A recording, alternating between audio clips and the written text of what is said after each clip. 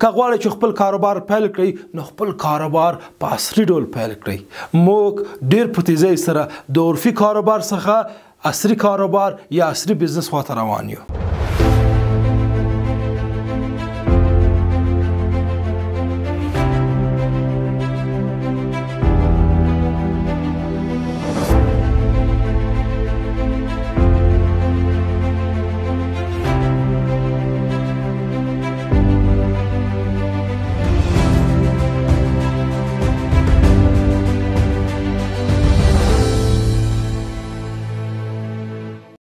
سلامونه، زه سیام پسرلی هڅونکی ویناوال او د کاروبار لارښود یم. 3 نوښتونه د دې سبب شوی چې تر څو عرفي کاروبار په عصري کاروبار واوړي. لومړی ټکنالوژي، دوم ترانسپورت، دریم ارتباطات یا کمیونیکیشن. زه تاسو ته یو مثال د ورېښمو د لیکې مثال وړاندې کوم. د ورېښمو پخوانی لاره چې 2000 کاله پخوا شتون درلود د وروستیو تحولاتو له امله له منځه ولاړه.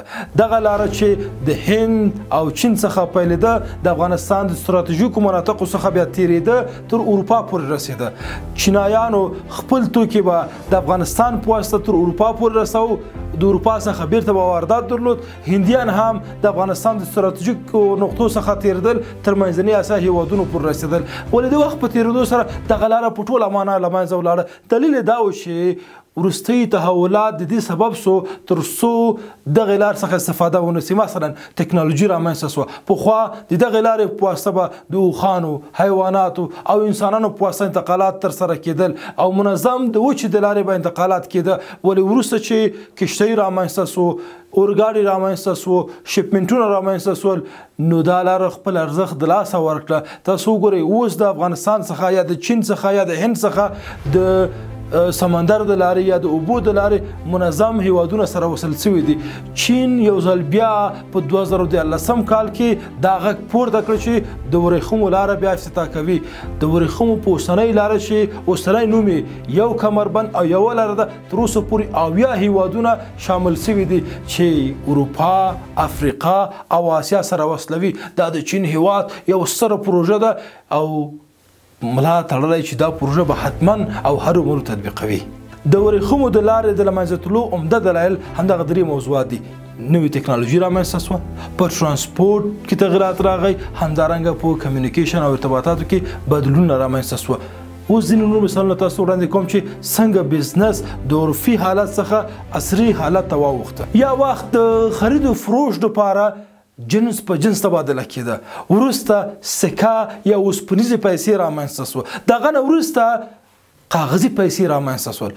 ولې دغه نه وروسته تاسو وګورئ چې کرپټو کرنسي رامنځته شو، ون کوین رامنځته شو، بیټ کوین رامنځته شو، ټول ډیجیټل کرنسي رامنځته شو. په اوسنی عصري وخت کې خلک پیسې ځان سره نه ګرځوي، خلک یو کارت ځان سره ګرځوي، هر چېرته چې ځي د هغه په واسطه خرید کوي. ډیجیټلي پیسې له دې وروسته عامېږي. زه تاسو نه غوښتنه کوم چې عصري کاروبار په همدغه برخه کې پیل کړئ. شاته مه ځئ، مخ ته ولاړ شئ، د نور نه مخکې اوسئ او د عصري تحولاتو نه ځان خبر کړئ، عصري کاروبار پیل کړئ. د پیسو ساتلو په برخه کې تاسو ته وایم چې پخوا به خلک د اعتمادي اشخاصو سره خپل پیسې ساتل. وروسته صرافۍ رامنځته شو چې دا رسمي کاروبار و. د هغه نه وروسته بانکونه رامنځته شو. اوس له دې نه وروسته بلاک چین رامنځته کېږي. دغه تحولات ته تاسو وګورئ. اوس صرافي ډېر خلک نه کاروي. په عصري نړۍ کې صرافي له منځه تللی. ټول بانکي سیستمونه دي چې خلک ترې استفاده کوي. په ترانسپورت کې ډېر زیات تغیرات راغلی. یو وخت کې د انسانانو او حیواناتو په واسطه به انسانان او توکي د یو ځای څخه بل ځای ته انتقالېده. وروستیو کې موټر رامنځته شو، اورګاډی رامنځته شو، میټرو سیستم رامنځته شو، الوتکه رامنځته شوه، همدارنګه کشتۍ رامنځته شوه. اوس دغه ترانسپورت ډېره ساده شوې، اسانه شوې ده. حتی له دې نه وروسته موږ مجبور نه یو چې خپل ډرایوینګ وکړو. اتومات ماشینونه دي، موټران دي چې د ټکنالوژۍ په واسطه کنټرولېږي، د یو ځای څخه انسان بل ځای ته رسوي. ارتباطات بله برخه ده چې ډېر زیات تغیرات پکې راغلي. پخوا به پیغام د لیک په واسطه یو ځای څخه بل ځای ته انتقالېده، په ورقه کې به لیکل کېده، په ډېرو مشکلاتو به په ورځو به هم کابل ورته نه رسول کېده. وروسته تلیفون رامنځته شو، ایمیل رامنځته شو، فاکس رامنځته شو. اوس کمیونیکیشن یا ارتباطات ډېر لنډ شوی. ټوله نړۍ د یو کلي حیثیت لري.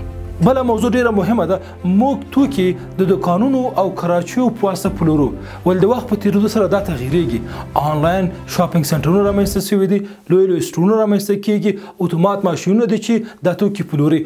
پخوا به یو شخص یو دوکان دپاره درېده, اوس یو شخص یو دوکان دپاره نه درېږي. دا یو شخص چې 10 ماشینونه اخلي په 10 مختلف ځایونو کې دروي, په دغه 10 مختلف ځایونو کې د دې توکي پلورل کیږي. د ونې په پای کې زی خپل پیسې راټولوي او بیرته نوي توکي هلته ځای په ځای کوي. ګورئ دا بزنس په ټوله معنی تغییر شوی دی. په دغه برخه کې که چیرې تاسو کاروبار پیلول غواړئ, دغه سیار ماشینونه چې تاسو په وزارتونو کې ولګوئ او ځینې سټورونو کې ولګوئ یا مکاتبو کې ولګوئ, دا تاسو پر یو ښه فرصت دی. بل لوی تغییر د صنعت او د تولید په برخه کې راغلی. پخوا به په یو فابریکه کې 1000, 1,500, 2,000, 5,000, 10,000, 15,000 کسانو کار کوو. اوس په یو فابریکه کې 100, 1,500 الی 200 کسان کار کوي. د انسانانو ځای ماشین نیولی.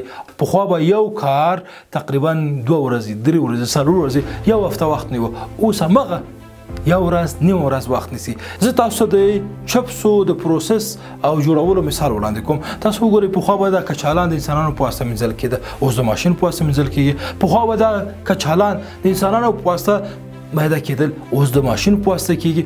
همدارنګه پخوا به چپس د انسانانو په واسطه پخېدل, اوس د ماشین په واسطه پخېږي. پخوا به دغه زیره او نور مواد به د انسانانو په واسطه پکې ګډېدل, ځای په ځای کېده, مکس کېده, اوس د ماشین په واسطه کېږي. همدارنګه زو د پخولو په برخه کې د وچولو برخې ته زو, د تللو برخو ته زو, بیا پاکټونو کې ځای په ځای کول دي, د پاکټونو سر تړل دي, بیرته په لوی کارتونونو کې ځای په ځای کول دي.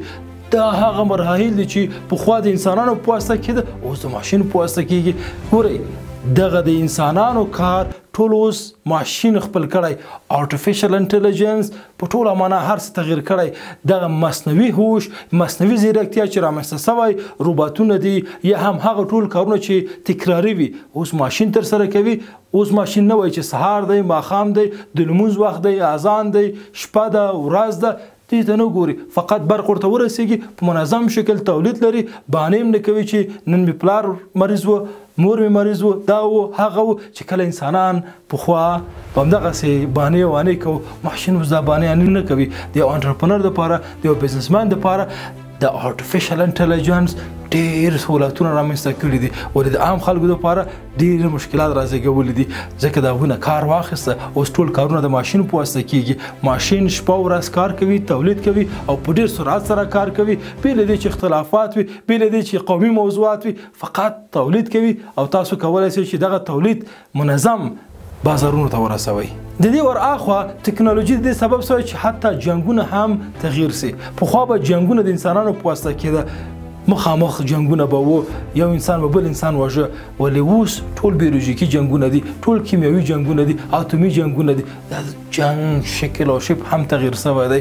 تاسو وګورئ په جنګي برخو کې هم ډېر د کاروبار سهولتونه شته دي. د وسلو تولید, بیولوژیکي وسلې, اتومي وسلې, دا په لوړه کچه یو ډېر لویه برخه ده او په دغه برخه کې تاسو کولی شئ چې کاروبار وکړئ. هغه څوک چې په امنیتي برخو کې کار کوي, که چیرې تاسو امنیتي شرکت لرئ, امنیتي برخو کې کار کوئ, نو دې ته باید متوجه اوسئ چې که تولید لرئ, که واردات لرئ, همدارنګه که ډیسټریبیوشن لرئ, په دغه برخو کې باید تاسو هغه توکو ته ډېر ترجیح ورکړئ چې نوی وي, عصري وي او نوي مارکیټ ته راداخل شوی وي. دوستانو بیا هم تاسو ته وایم چې بزنسونه د عرفي بڼې څخه عصري بڼې ته اوړي, او که چیرې تاسو عصري بزنس پیل کړه, تاسو بریالی یاستئ, تاسو کامیاب یاستئ, تاسو آینده لرئ, فیوچر لرئ. او که چیرې بیا عرفي بڼې ته ولاړئ, تاسو ناکامیږئ.